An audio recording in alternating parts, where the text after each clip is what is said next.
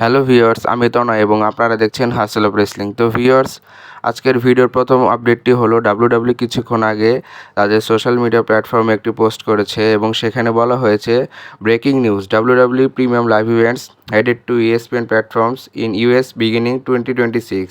অর্থাৎ এখানে ব্রেকিং নিউজে বলা হয়েছে ডাব্লিউডাব্লিউ যত প্রিমিয়াম লাইভ ইভেন্টস যেমন রেসলমেনিয়া, সামার স্ল্যাম, সার্ভাইভার সিরিজ ইত্যাদি ইএসপিএন নেটওয়ার্কে দেখা যাবে 2026-এর শুরুর দিকে, যা শুধুমাত্র ইউএসের জন্য। অর্থাৎ আমরা এখন যেভাবে নেটফ্লিক্সে ডাব্লিউডাব্লিউ এর সব দেখতে পারি, সেভাবে ইউএসএতে পিকক নেটওয়ার্কের পরিবর্তে ইএসপিএন নেটওয়ার্কে দেখা যাবে। তো ভিউয়ার্স, পরবর্তী আপডেটটি হচ্ছে জন সিনা ভার্সেস ব্রক লেসনারের ম্যাচটি নিয়ে। তো ভিউয়ার্স, আপনারা তো জানেনই ব্রক লেসনার সামার স্ল্যামে রিটার্ন করার পর জন সিনাকে F5 দিয়ে দেয়। তো এখানে এক্সপেক্ট করা হচ্ছে জন সিনা ভার্সেস ব্রক লেসনারের একটি ম্যাচ হতে পারে WWE next paper view clash in Paris. এবং আরও একটি আপডেট পাওয়া গেছে, তা হলো এই ম্যাচে একটি স্টিপুলেশন অ্যাড হতে পারে, যেটা most probably extreme rules match হতে পারে।